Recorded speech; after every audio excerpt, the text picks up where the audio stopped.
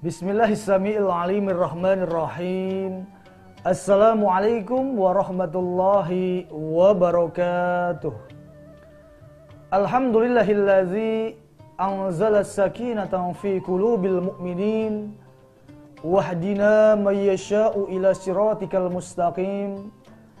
Ashhadu an la ilaha illallah wa ashhadu anna Muhammadan abduhu wa rasuluhu wa la nabiyya ba'dah. Allahumma fasholli ala sayyidina Muhammadin wa ala alihi sayyidina Muhammadin tibbil qulubi wa dawaiha wa afiyatil abdani wa shifaiha wa nuril absari wa diyaiha wa ala alihi wa sahbihi wa sallim amin ya rabbal alamin. Faqad qala Allah Ta'ala fi kitabihil karim wa huwa asdaqul qailin. A'udzu billahi minasy syaithanir rajim. Bismillahirrahmanirrahim. Kuntum khaira ummatin ukhrijat lin-nas ta'muruna bil ma'ruf wa tanhauna 'anil munkar wa tu'minuna billah. Ila akhiril ayah. Shadaqallahul azim wa balagha rasuluhun nabiyul habibul karim wa nahnu ala dzalika minasy syahidin wa syakirin walhamdulillahi rabbil alamin. Para pemirsa, assalamualaikum Nusantara TV One yang dimuliakan oleh Allah Subhanahu wa taala. Yuk berdoa kepada Allah Subhanahu wa taala.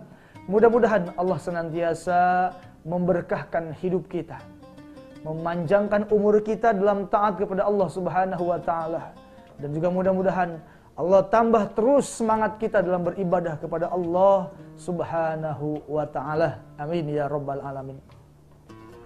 Yang pertama tentu mari sama-sama kita bersyukur kepada Allah Subhanahu wa taala karena pada kesempatan momen yang sangat mulia dan indah ini Allah masih memperjumpakan kita. Allah masih memberikan kita begitu banyak kenikmatan, terkhusus nikmat yang teramat besar yang Allah berikan kepada kita, yaitu nikmat iman dan nikmat Islam. Salawat teriring salam tak lupa kita sanjungkan kepada Habibanal Kiram, yaitu Nabi Muhammad sallallahu alaihi wasallam. Baik para pemirsa yang dimuliakan oleh Allah Subhanahu wa taala, hari berganti hari, waktu berganti waktu, hari, minggu, bulan hingga ke tahun. Pergantian siklus yang begitu sangat luar biasa ini merupakan salah satu bentuk tanda-tanda kebesaran Allah Subhanahu wa taala. Alhamdulillah kita bersyukur kepada Allah Subhanahu wa taala masih diperjumpakan dengan tahun 2022, di mana baru saja kemarin kita melewati detik-detik akhir daripada tahun 2021, dan alhamdulillah pada hari ini kita masih diberikan panjang umur, sehat walafiat dan berkah rizki pastinya. Amin ya rabbal alamin.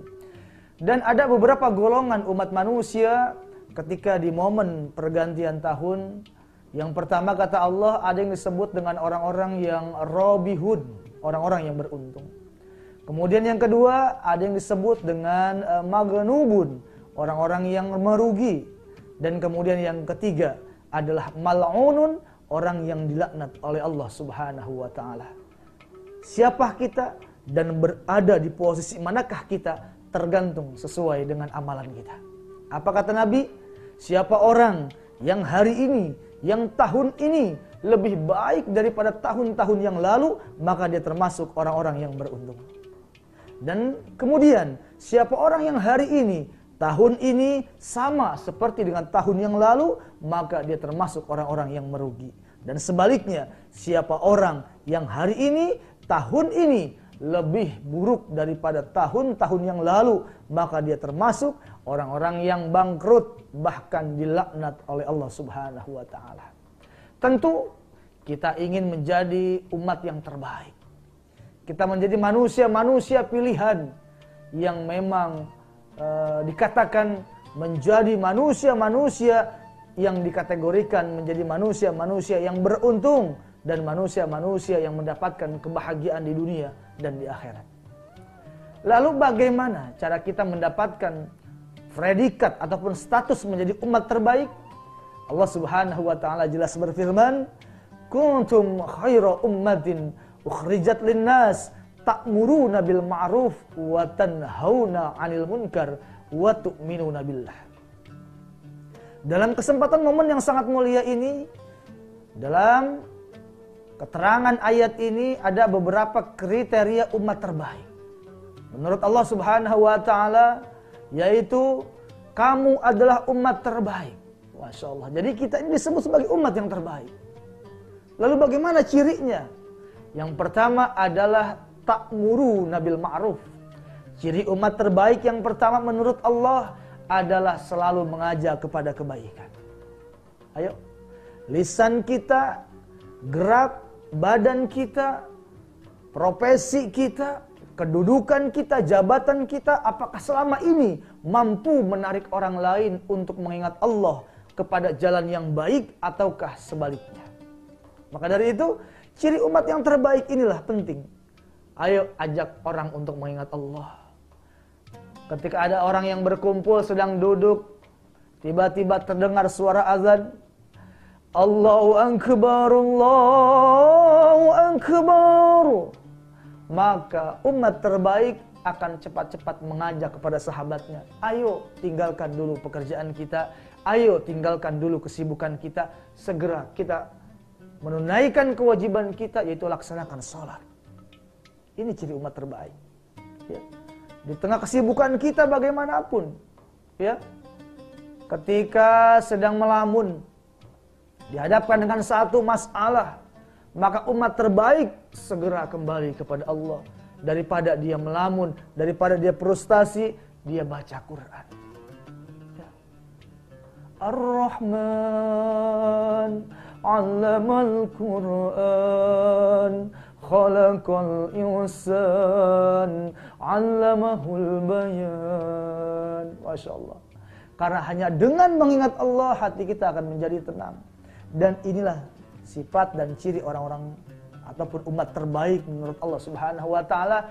Ia gemar mengajak orang lain untuk mengerjakan kebaikan.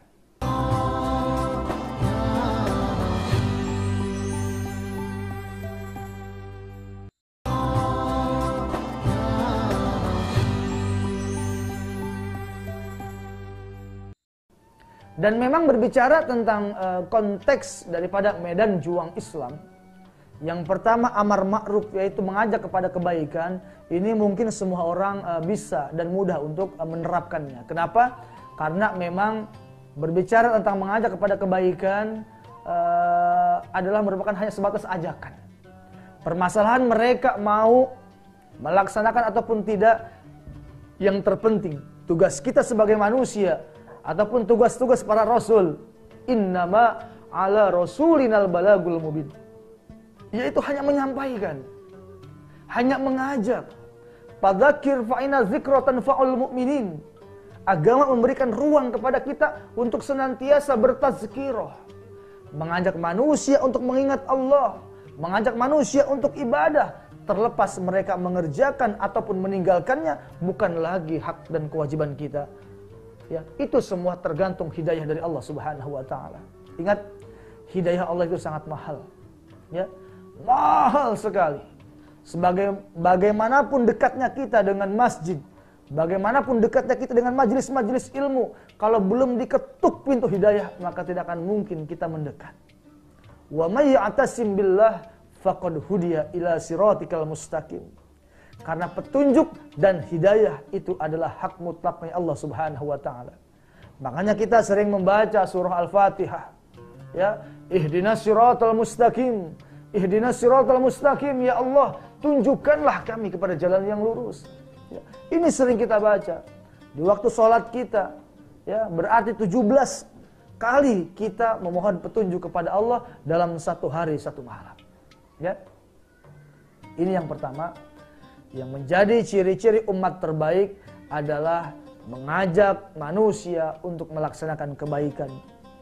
ta'muru nabil ma'ruf.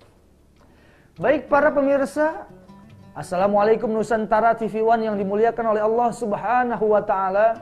Selanjutnya ciri umat terbaik yang kedua adalah wa tanhauna 'anil munkar. Mencegah daripada kemunkaran. Ingat dalam ayat tersebut disambungkan dengan huruf waw yang berarti waw ataf.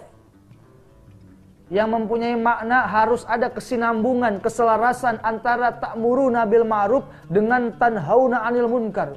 Berarti antara amar ma'ruf dengan nahi munkar adalah dua keping mata uang yang tidak bisa dipisahkan. Ya. Orang hanya asik ibadah hanya untuk dirinya sendiri, tetapi dia melupakan banyaknya maksiat yang ada di hadapannya, banyaknya perzinahan, banyaknya mabuk-mabukan dan lain sebagainya. Maka sungguh demi Allah wahai saudaraku, ketika engkau asik ibadah hanya untuk dirimu sendiri, maka engkau belum dikatakan sebagai umat terbaik. Jadi umat terbaik yang kedua adalah dia berani menegakkan amar ma'ruf, nahi munkar. Mencegah daripada kemunkaran. Apabila ada orang yang melaksanakan melakukan perbuatan-perbuatan yang dilarang sama Allah, maka sesegera mungkin kita berani mengatakan, baik itu dengan lisan kita, dengan dakwah yang baik, ataukah dengan kekuasaan kita, dengan jabatan kita yang kita punya, maka haruslah bisa mencegah daripada kemunkaran tersebut. Ya. Judi, mabuk, jinah dan lain sebagainya. Jadi kalau berbicara anak-anak sekarang, masya Allah, ya. Ketika ada para guru-guru kita yang menyampaikan tentang nahi munkar, tidak boleh berzina, tidak boleh mabuk, ada yang bilang begini, Ustadz, yang mabuk saya, yang zina saya, ya, apa urusannya sama Ustadz? Ya, baik wahai para saudaraku, memang mabuk adalah hak anda, zina adalah hak anda, ya, menipu adalah hak anda. Tapi demi Allah, ketika Allah murka dengan sebab maksiat yang kalian lakukan, Allah marah, Allah murka, dan Allah kirimkan bencana, baik itu tsunami, baik itu gunung meletus, ataupun tanah longsor, banjir bandang, dan lain sebagainya, maka yang tertimpa oleh musibah tersebut bukan antum saja, tetapi guru-guru kita yang ahli ibadah pun kena imbasnya. Ini yang harus kita pahami. Ya. Ketika Allah telah menurunkan musibah, laknatnya, maka yang terkena bukan yang ahli maksiat saja, yang ahli ibadah pun kena imbasnya. Maka dari itu penting untuk kami sampaikan pada hari ini, ayo sama-sama kita menjauhi segala macam larangan-larangan Allah. Karena berbicara tentang nahi munkar dan amar ma'ruf, ada orang yang tahu perintah tapi tidak tahu larangan, gitu ya. Nanti ada orang yang tahu larangan tapi tidak tahu perintah. Yang paling bahaya, nggak tahu perintah, nggak tahu larangan. Tapi yang bagus, dia tahu perintah dan dia tahu juga larangan. Bagaimana contohnya? Ada orang yang hanya tahu perintah tapi nggak tahu larangan. Perintah dia tahu, ayo sholat, sholat perintah dari Allah, kewajiban dikerjakan sama dia. Ayo zakat, perintah dari Allah dikerjakan sama dia. Ayo haji umroh, perintah dari Allah dikerjakan sama dia. Tapi dia nggak tahu perintah. Ya, zina larangan dikerjain juga sama dia karena nggak tahu. Mabuk larangan dikerjain juga sama dia. Ini belum dikatakan umat terbaik. Ya. Nanti ada golongan yang kedua, tahu larangan tapi nggak tahu perintah. Bagaimana contohnya? Dia tahu larangan mabuk itu haram, ya, judi itu haram, zina itu haram, berbohong itu dosa. Dia tahu larangan, tapi dia nggak tahu perintah. Sholat dia tinggalkan, ya, nuntut ilmu ditinggalkan, zakat ditinggalkan, umroh, haji ditinggalkan sama dia. Ini pun belum dikatakan umat terbaik. Nanti yang paling bahaya, nggak tahu perintah, nggak tahu larangan, ini bahaya. Ya, sholat ditinggalkan, zakat ditinggalkan, nuntut ilmu berbuat baik ditinggalkan, begitupun sama pengharaman dikerjakan. Ya, mabok dikerjain, judi dikerjain, zina diterobos sama dia. Ini paling bahaya. Tapi yang menjadi sebaik-baiknya umat adalah dia tahu perintah, dia tahu larangan. Apa? Ayo sholat kewajiban dikerjain sama dia. Zina larangan ditinggalkan sama dia. Zakat kewajiban dikerjakan olehnya. Dan kemudian judi, pengharaman, larangan ditinggalkan olehnya. Inilah umat terbaik. Ayo tanya dalam diri kita, kita masuk konteks golongan yang mana? Ya, jangan sampai kita hanya tahu perintah, nggak tahu larangan, atau kita hanya tahu larangan tanpa tahu perintah.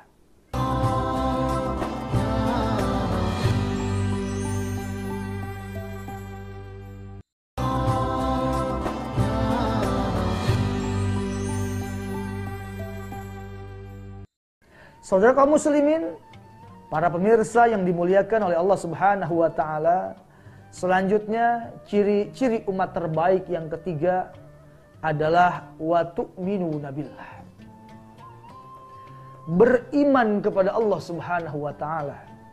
Amantu billahi wa malaikatihi wa kutubihi wa rusulihi wa bil yaumil akhiri wa bil qadari khairihi wa syarrihi minallahi ta'ala. Nah, di sini pun harus kita kaji lagi lebih dalam.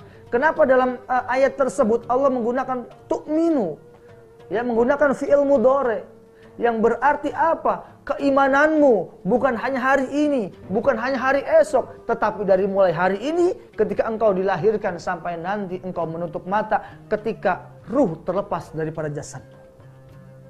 Harus kita tanamkan keimanan kepada Allah Subhanahu wa taala. Kenapa? Karena akhir zaman ini Masya Allah, kita diuji, keimanan kita dipertaruhkan di akhir zaman ini, ya. Hanya karena dibagi sembako kita rela meninggalkan kewajiban kita kepada Allah.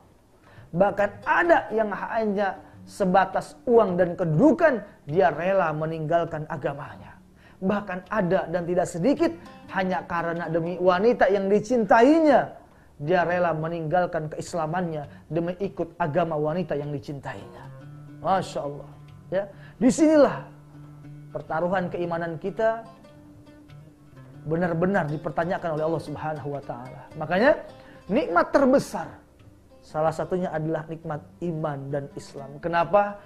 Karena dua nikmat inilah yang akan mampu menghantarkan kita mengenal Allah, mengenal Rasulullah, dan sampai nanti akhirnya bermuara ke dalam surganya Allah Subhanahu wa taala.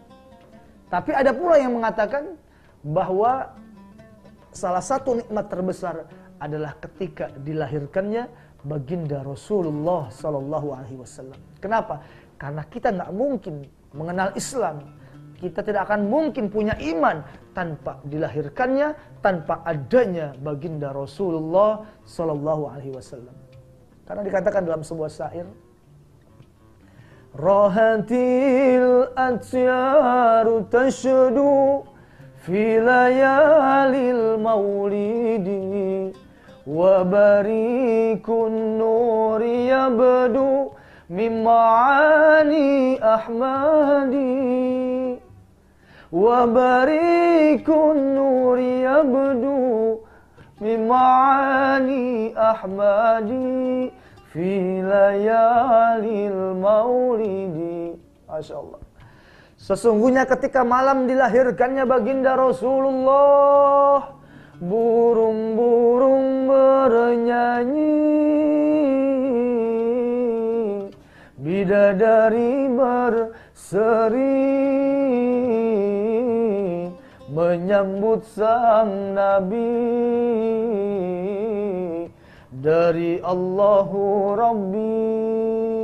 Masya Allah. Jadi ketika malam dilahirkannya baginda Rasul, itu burung-burung bernyanyi tepat di atapnya rumah Siti Aminah. Kenapa? Saking takjub dan bahagia kelahiran manusia agung, yaitu baginda Rasulullah sallallahu alaihi wasallam. Bahkan turun di situ para malaikatul muqarrabin dan juga turun Siti Maryam, yang dalam keterangan dikatakan Siti Maryam ini adalah wanita solehah yang punya anak tapi nggak punya suami. Ya, punya anak tapi tidak punya suami. Nah, sekarang juga akhir zaman banyak nih titisan daripada Siti Maryam. Ya, punya anak nggak punya suami. Ada anak nggak ada bapaknya.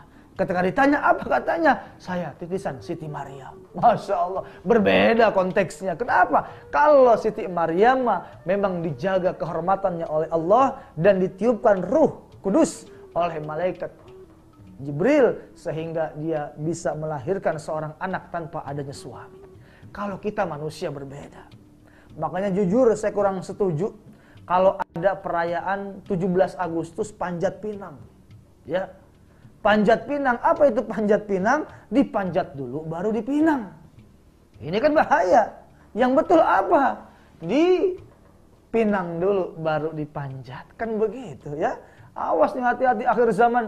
Tontonan sudah mulai banyak menjadi tontonan dan tontonan pun sudah mulai banyak menjadi tontonan. Ayo, kalau kita ingin dikatakan sebagai umat terbaik, jangan jauh-jauh dari ulama, jangan jauh-jauh dari tuntunan Rasulullah, jangan jauh-jauh dari majelis-majelis ini. Penting untuk kita semua. Baik para jamaah yang dimuliakan oleh Allah Subhanahu wa taala, ternyata dalam kehidupan ini baik dan buruk merupakan suatu ketetapan dari Allah Subhanahu wa taala. Yang baik, kita sebagai manusia yang diberikan pemikiran dan akal, maka hendaklah dia mengerjakan akan kebaikan tersebut. Namun sebaliknya, apabila kita dihadapkan dengan satu masalah yang bersifat buruk, mafsadat, maka bagi orang-orang yang mempunyai akal pemikiran, jauhi akan perbuatan tersebut agar kita memang benar-benar menjadi umat terbaik, umat yang dirindukan oleh Rasulullah sallallahu alaihi wasallam. Baik, selanjutnya mari sama-sama kita bermohon, berdoa kepada Allah Subhanahu wa taala. Mudah-mudahan Allah berkahkan dunia kita untuk bekal ibadah kepada Allah Subhanahu wa taala. Dan kemudian Allah selamatkan kita di akhirat nanti, karena itu adalah tempat kita yang abadi, yaitu berjumpa dengan Allah dan dikatakan sebagai hamba-Nya yang memang totalitas menjadi umat terbaik. Baik, para jamaah yang dimuliakan oleh Allah Subhanahu wa taala, ini memang berat. Tidak mudah, tidak seperti membalikan kedua tangan kita. Ujian pasti ada, rintangan pasti ada. Namun kami mengajak, ayo. Memang iblis ketika diusir oleh Allah dari surga, dia telah berjanji kepada Allah, ya Allah, karena engkau telah mengusirku dari surga, maka izinkan aku untuk hidup selama-lamanya sampai yaumul qiyamah. Gunanya apa? Untuk menggoda anak Adam agar berpaling dari agama Allah, agar mereka jauh daripada umat terbaik. Nah, ini penting.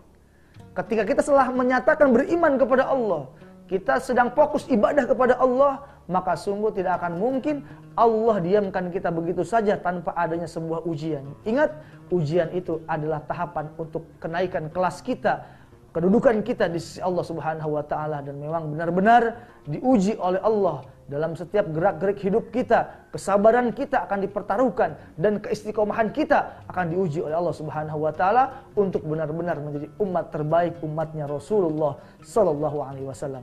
Mudah-mudahan kita semua bisa melewati tahapan demi tahapan, ujian demi ujian yang Allah berikan kepada kita agar kita menjadi manusia yang terbaik. Amin ya rabbal alamin. Terima kasih. Banyak kalam, banyak bicara, pasti banyak salahnya. Yang benar hanya milik Allah Subhanahu wa taala. Wallahul muwaffiq ila aqwamit thoriq. Assalamualaikum warahmatullahi wabarakatuh.